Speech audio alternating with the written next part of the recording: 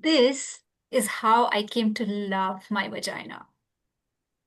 It's embarrassing because it's not politically correct. I mean, I know it should have happened in a bath with salt grains from the Dead Sea, Sunita Rao playing, me loving my woman self. I know the story.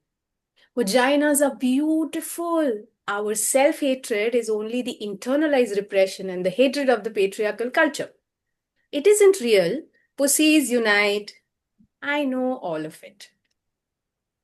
Like if we had grown up in a culture where we were taught fat thighs were beautiful, we'd all be pounding down rubdy and crispy jalebis, lying on our backs, spending our days thigh expanding.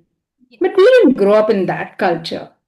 I hated my thighs and I hated my vagina even more. I thought it was incredibly ugly. I was one of those women who had looked at it, and from that moment, I wished I hadn't. It made me sick. I pitied anyone who had to go down there. In order to survive, I started to pretend there was something else between my legs.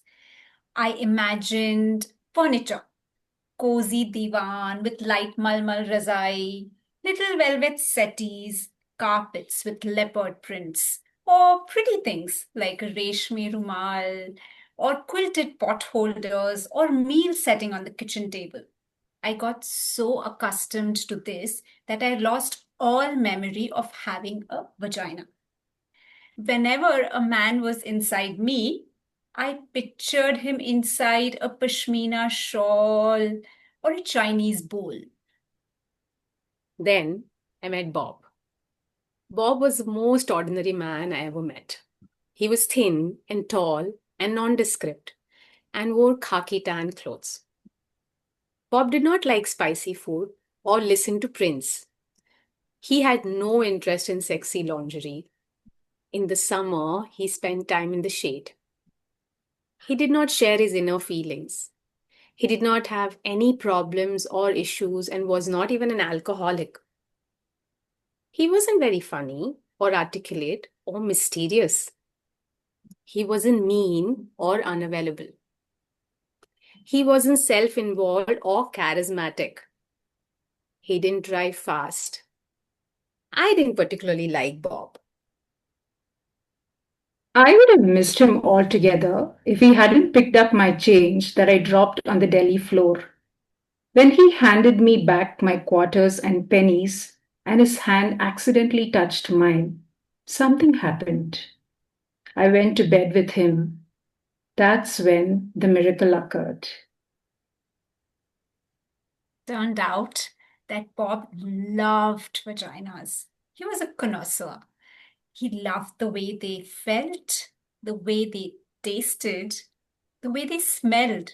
But most importantly, he loved the way they looked. He had to look at them. The first time we had sex, he told me he had to see me. I'm right here, I said. No, you, he said. I have to see you. Turn on the light, I said, thinking he was some weirdo and freaking out in the dark. He turned on the light. Then he said, okay, I'm ready, ready to see you. Right here, I said. I'm right here. Then he began to undress me. What are you doing, Bob? I said. I need to see you, he replied. No need, I said. Just do it. I need to see what you look like, he said. But you've seen a red leather couch before, I said. Bob continued. He wouldn't stop. I wanted to throw up and die. This is awfully intimate, I said. Can't you just do it? No, he said. It's who you are. I need to look. I held my breath.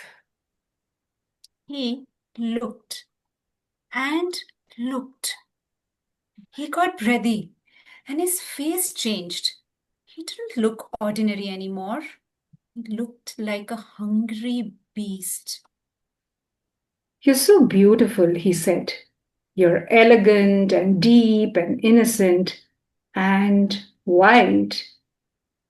You saw that there? I said. It was like he read my palm. I saw that, he said, and more, much, much more. He stayed looking for almost an hour, as if he was studying a map or observing the moon or staring at her eyes. But it was her vagina. In the light, I watched him looking at me, and he was so genuinely excited, so peaceful and euphoric. I began to get wet and turned on. I began to see myself the way he saw me. I began to feel beautiful and delicious, like a great painting or a waterfall. Bob wasn't afraid. He wasn't grossed out. I began to swell. I began to feel proud, began to love my vagina. And Bob lost himself there. And I was there with him in my vagina. And we were gone.